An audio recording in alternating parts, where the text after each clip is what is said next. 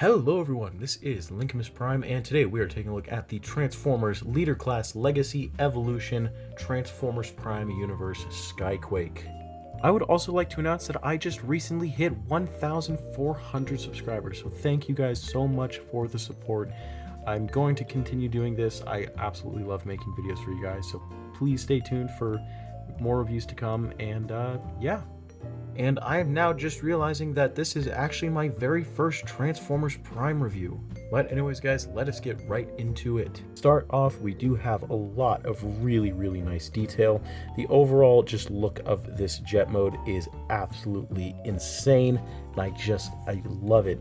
It gives off so much Transformers Prime energy, and they definitely did a really good job of pulling this off.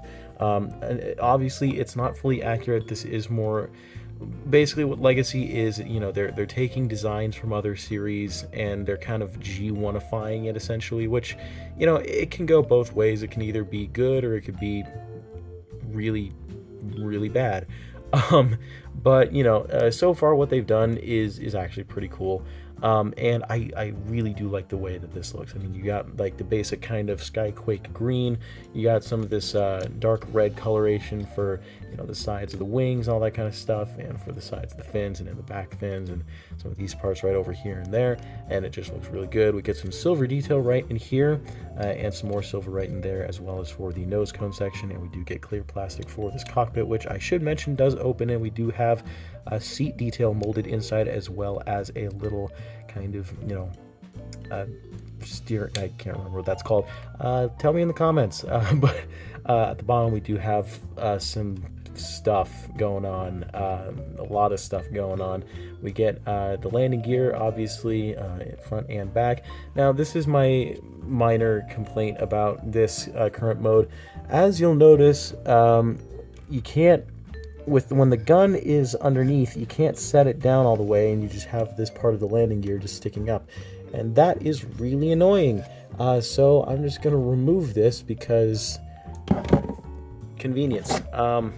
So yeah, but there's that. But overall, really nice. You know, you get more panel lining detail, all that kind of stuff. But yeah, they did a really good job on this figure. And for a quick size comparison, here we have the Legacy Evolution Skyquake next to the Legacy Evolution Armada Hotshot, the Legacy Evolution Leo Convoy, and just with another Transformers Prime character, here we have him next to the Takara Tomy First Edition Transformers Prime Optimus Prime.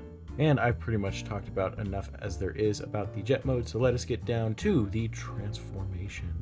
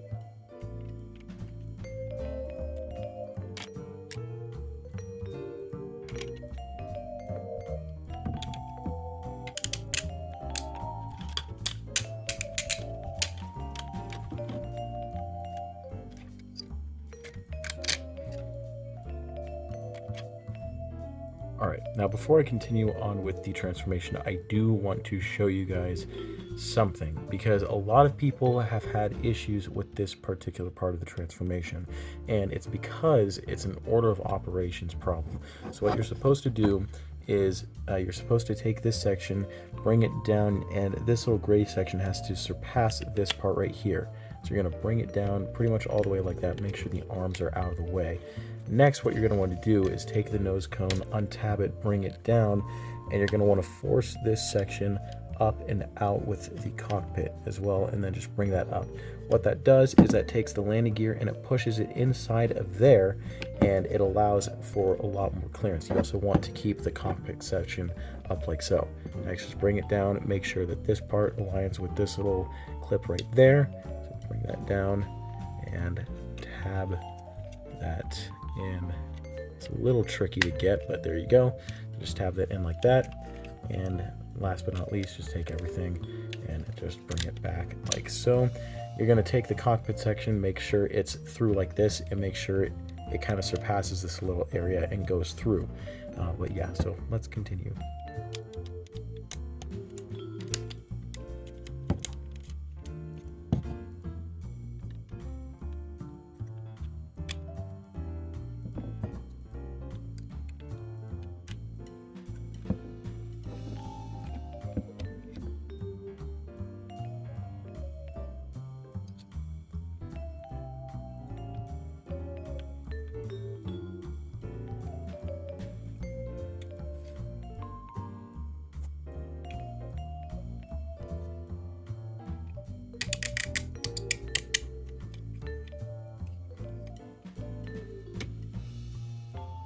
And there we have the Legacy Evolution Leader Class Transformers Prime Skyquake in his robot mode, and he looks fantastic. Kind of moving in on the head sculpt, it does look very, very nice. It is definitely, you know, it looks like Skyquake, but it is definitely different.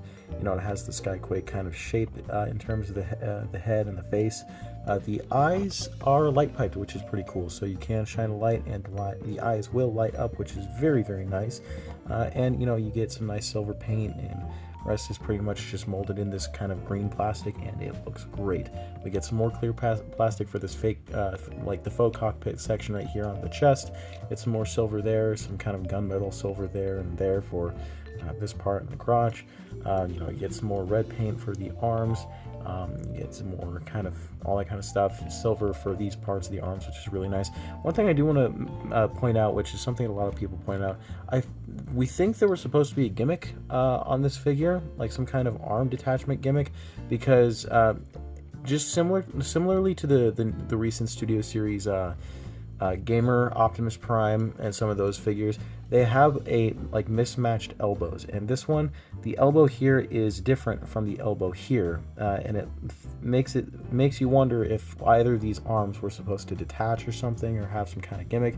I mean, like, you know, Skyquake, he did become like a zombie for, you know, a few episodes, and his arm did just, you know, spontaneously just come off and turn into its own little zombie arm thingy. So maybe that's what they were going to do, but hey, I guess it didn't work out. But you know, that's okay. It's just, you know, we have weird mismatched elbows.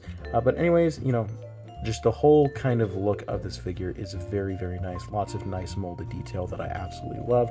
Get some more silver paint for the insides of the wings as well. And moving on to the back, everything cleans up fairly decently. It's not horrible actually, and it looks pretty cool. Everything on the inside cleans up nicely, and once you get down that order of operations issue that a lot of people have on this figure, it works out nicely. The arms collapse in perfectly. The shoulder pads, as long as you have them placed correctly, you know, they're good. The shoulder pads, you know, a lot of people do find them weird. I think they're okay. It's not a huge deal, but yeah, really, really nice looking figure in my opinion. Now, Skyquake here does come with two accessories actually. He comes with his Gatling gun right here, and it does have this fold out tab right here, which can come out like so. And but that's really about it in terms of functionality. It doesn't rotate or anything. I think that would have been cool. Now we do have this Evo Fusion gimmick where this part can pop out. Ooh, that is stuck in there. Oh, come on. There we go. See, it's clear plastic, so you got to be really careful to not break it.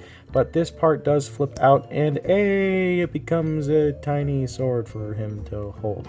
But yeah, so you get the Gatling gun, you get this tiny sword, and he can hold both. So just pop the Gatling gun in the underneath part of the hand like so, and get him to hold the sword. Just pop it into the hand like that. And oh my god, guys, oh my god, it's Evo Fusion. Oh my god, it's Evo Fusion, guys. Look, Evo Fusion. He can hold his accessories. Evo Fusion.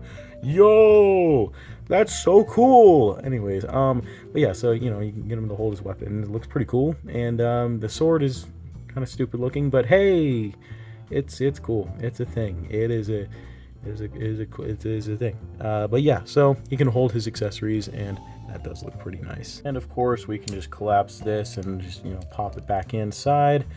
Make sure, you know, when you're doing it, there's a little kind of slope right here, and there's a slope right here, and just align the two and pop that in there like so, and flip this out like that. Put it in his hand and slot that in there. Slot that in there, and he can hold his Gatling gun like that, and that looks sick. And now let us move on to the articulation. So first, we do have a ball joint in the head, which allows him to look up really far actually, and down not really at all.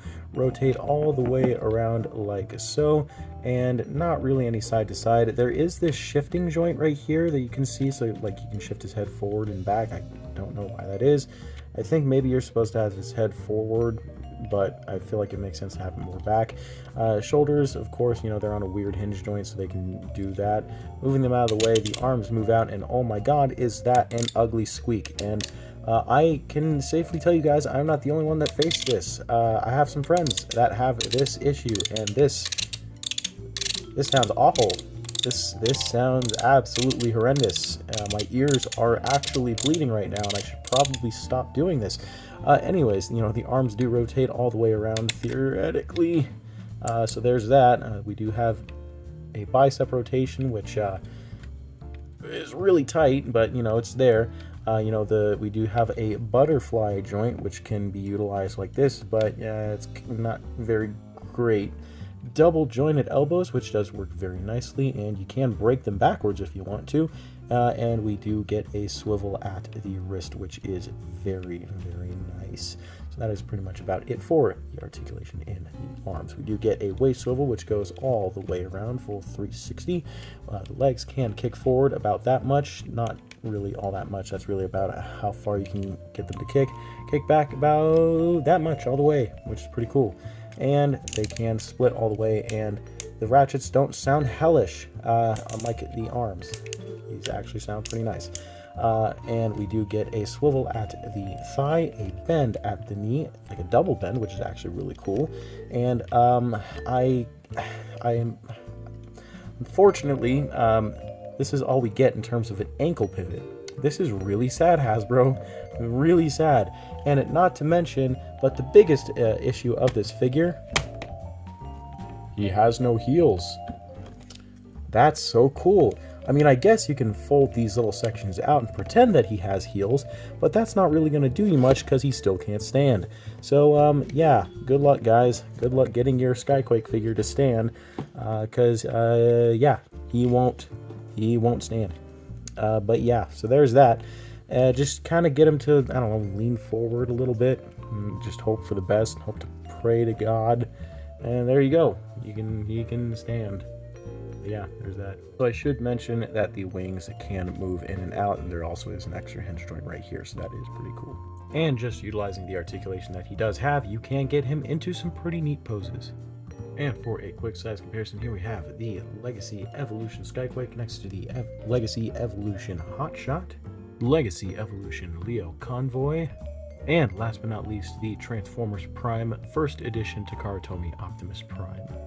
And having these two posed together, they just look absolutely amazing. And for my final comments on this figure, I'd recommend him. He's a really good figure in my opinion. He's not perfect though. Lots of issues. That transformation, especially with the back, definitely got me at first.